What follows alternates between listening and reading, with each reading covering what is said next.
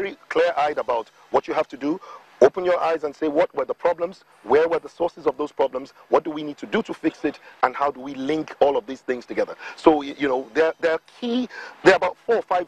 There's nothing we can do about the past, right? For instance, the fact that they were not funded on time does not solve the problem. Do we have enough funds to be able to execute? Number 2, how can we protect? What's the best place to protect our materials going forward? Number 3, INEC must give the opportunity to all the people who did not get their PVCs to get their PVC now. This is very important because we have seen a new generation of people who are arising and saying we want a new reality, we want a new Nigeria. And these guys they were disenfranchised when it was time for registration, voter registration. INEC said they didn't have the funding, and then they even cut the registration way before the normal time, which is 100 days before. That one went there. Then number 2, they were disenfranchised when it was time to get their PVCs. Go all over the place. People can't get their PVCs. Now they've got some of the people who've got their PVCs. They've been disenfranchised, especially the students. You know, they don't even know whether they're going to be in school or out of school. It's you know. And then the last one is all of this disappointment. So my point is this: let's get this right. INEC needs to do what is right and get an excellent team of people, project managers, to come in and help INEC do project management.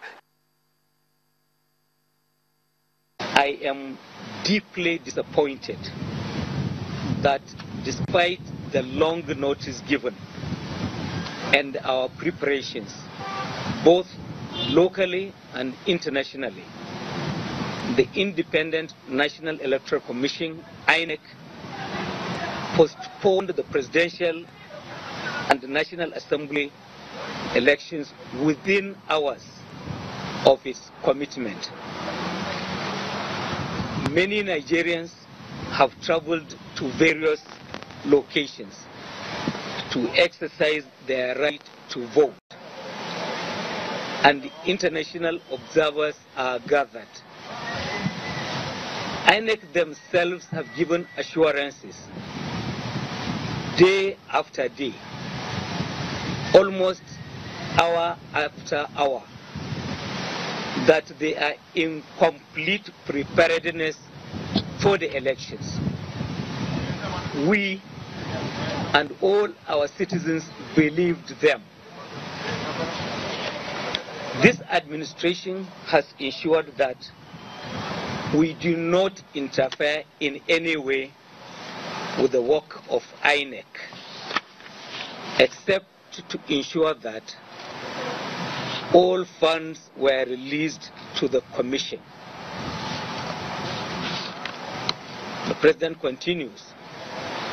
We now urge INEC to ensure not only that materials already distributed are safe and do not get into wrong hands, but that everything is done to avoid the lapses that resulted in this unfortunate postponement and ensure a free and fair election on the rescheduled dates. President says, while I affirm my strong commitment to the independence, neutrality of the electoral empire and the sanctity of the electoral process and ballot, I urge all political stakeholders and Nigerians to continue to rally around INEC at this trying national moment in our democratic journey. The President says, I therefore appeal to all Nigerians to refrain from all civil disorder and remain peaceful, patriotic, and united to ensure that no force or conspiracy derailed our democratic development. The President concludes by saying, I have decided to move back to Abuja to ensure that the 1400 hours meeting called by INEC and stakeholders is successful. Daura, February 6, 2019. Signed, Muhammadu Buhari, President, Federal Republic of Nigeria.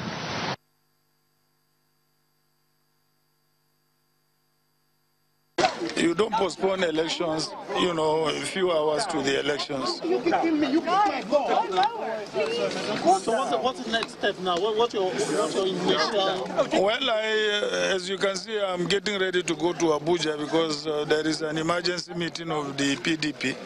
So we will meet and then decide on our reaction to that. As long as they are secured and they are in the right, places, there is no cause for alarm. I'm appealing to Nigerians to please come out and vote, and I'm asking them to be patient about it.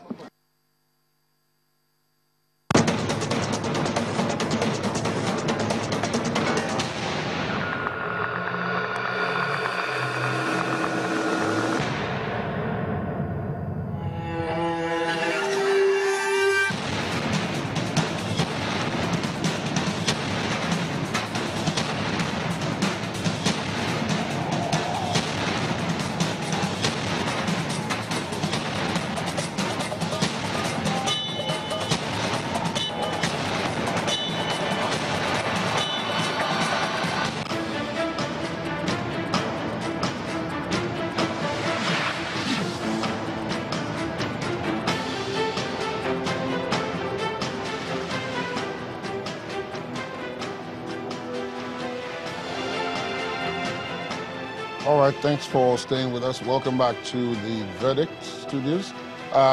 Reports we're getting out of Abuja indicate that the crowd is getting bigger at the International Conference Center. We're still waiting for that all-important meeting. There you have the live pictures from the International Conference Center where the meeting between INEC and stakeholders is expected to take place.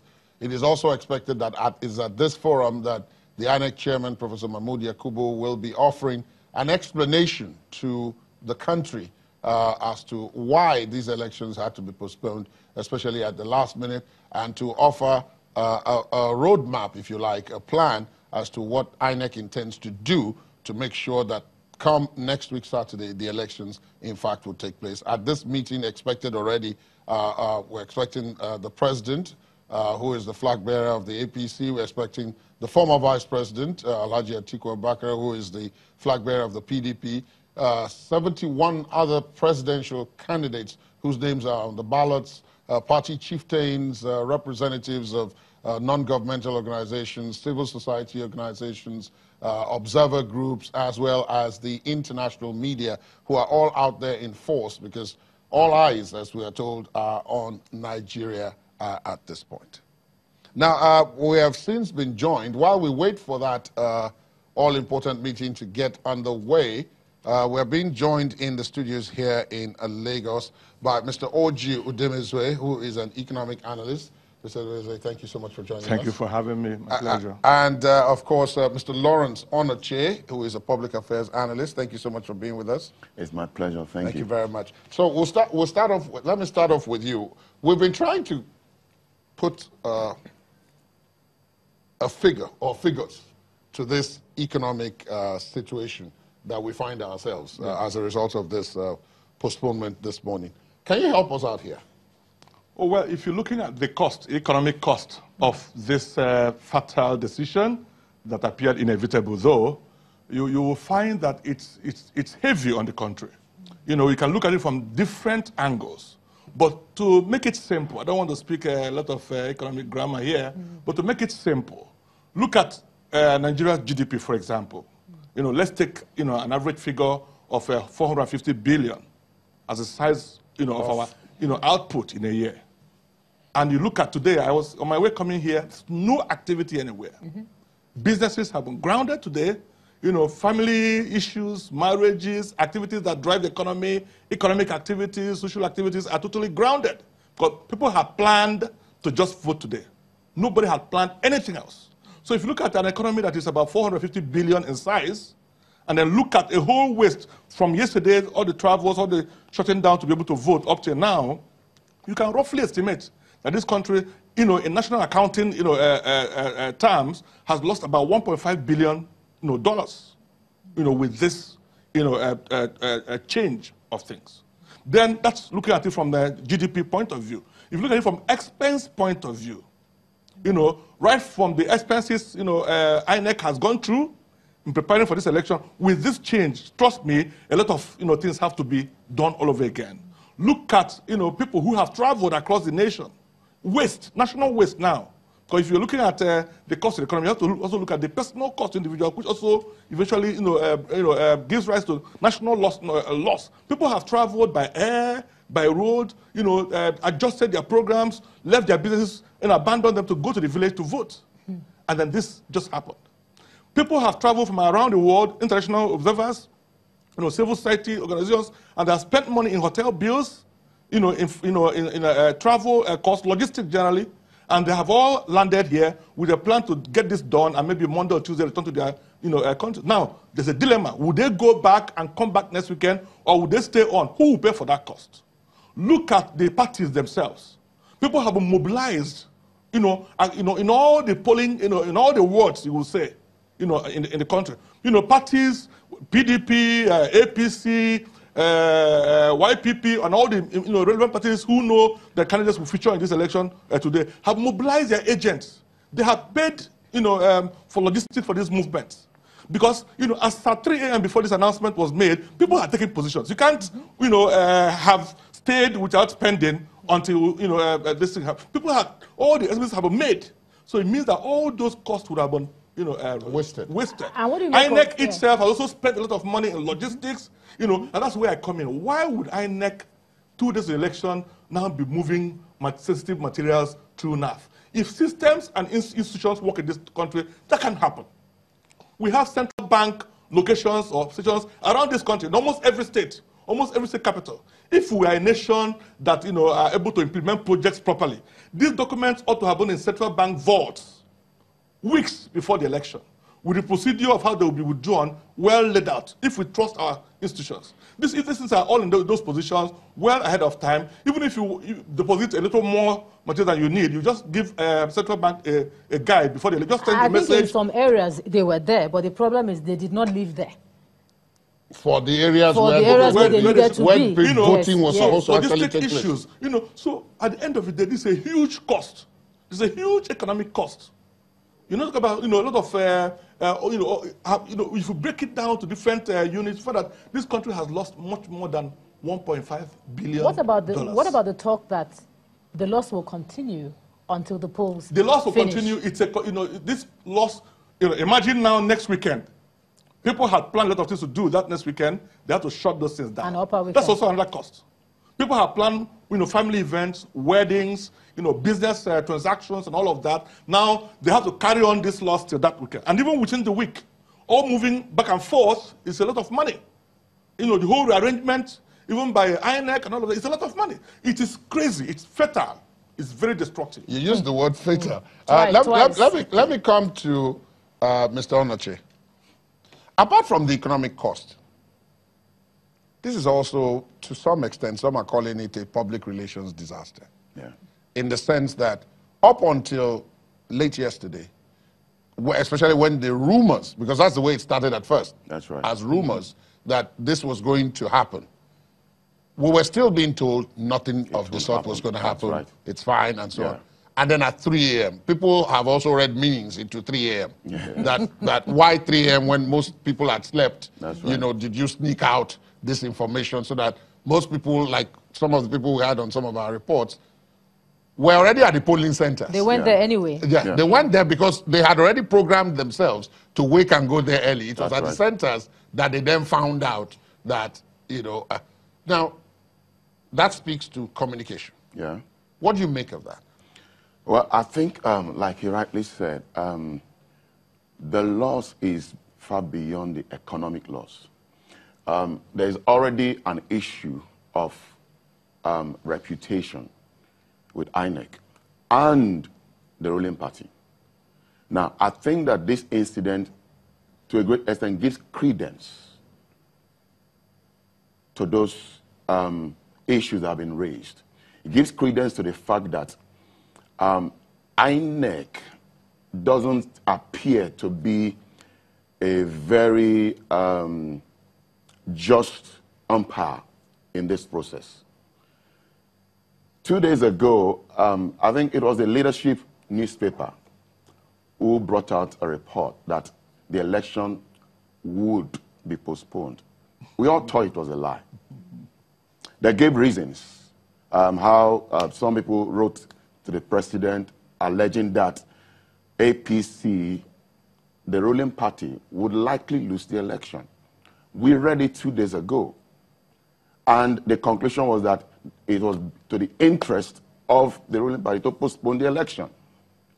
And here we are talking about the postponement of the election, which means that to a great extent, almost everything written in that newspaper can be said to be true.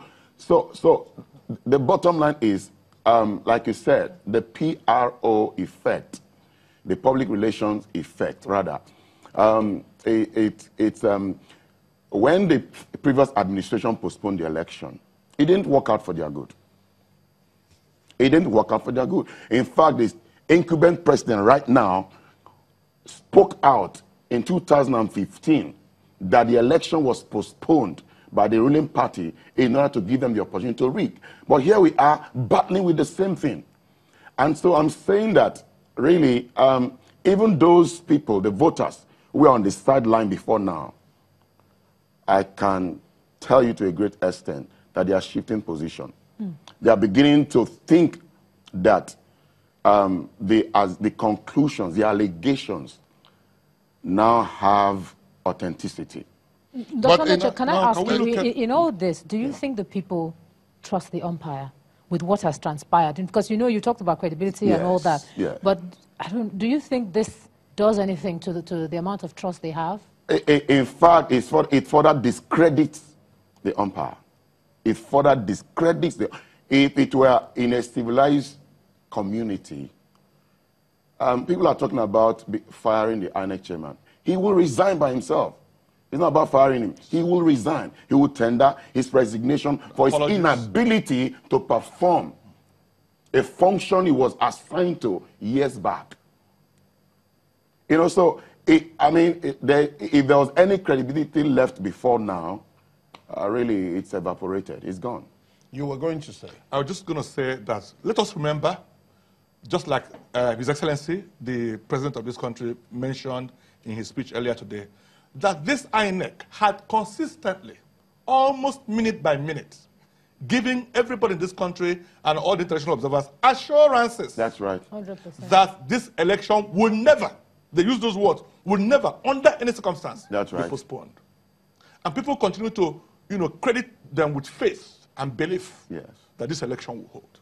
Well, this continued I'm even sorry, up to yesterday. I'm sorry, Mr. Odebezo. Maybe, again, at this meeting that we're waiting for, I guess it may be putting a lot of hope in that meeting as well. I was about to say I'm trying to avoid using the word hope, but it may be putting a lot of hope in that meeting to say maybe some things will come out of that meeting that could offer some sort of rational explanation. The only thing that will come out of the meeting are basically excuses to justify their decision. I mean, this is Nigeria. We've seen history repeat itself again and again. The only thing that will come out of the meeting is a, in quote, justifiable excuse to justify their postponement. And really, the population cannot be deceived anymore. But let's be fair to INEC a little. Let me put it this way. Let us assume that the chairman of INEC was certain that they were ready for this election. The question is, are there ways the political parties, by their actions or inactions, have foisted this disaster on INEC? Now, how would INEC, within 2 weeks to this election, have got their, state offices in Anambra, I think Abia, and Plateau? Why would this happen? Places. And this country knows that an election is coming, and our assets, that INEC offices represent, were meant to become, emergency, but the National asset Commissioner did for tell us that security. they can reprint the PVCs in those states No, overnight. that's not the point I'm making. If we are aware that we're going to have an election, and our elections are usually tough and sensitive, and INEC should be, in the eye of the storm, before, during, and after this election, I think it is normal, it is expected that the chief security officer of this country and those who run this country should provide INEC with extra security. That's right. We draw people from individuals and other locations and make sure that INEC positions are well secured. So how could we have this fire? The promise was made, but was it kept? How could this happen? That's the question. Was it kept? Those locations should have been heavily secured. If institutions work, the police, the army, the civil defense system would have all mobilized. Keep an eye on INEC. We don't want any drama. One of our viewers even queried why using a container in something like that. If we should take action on this, if a serious country, from the police, from the army, from all the people should be queried and sanctioned for this. So there's no reason. So to be fair to INEC, some of these events might have foisted this decision on them. That's the point I'm making here. But in any case, let's remember that this election was fixed more than 2-3 years ago. In fact, they brought out a calendar that we all hailed to be too early. Yeah. Okay, don't worry, Mr. Mudebe. Your fire for INEC is apparent, but you will make your points on the other side of the break. Stay with us.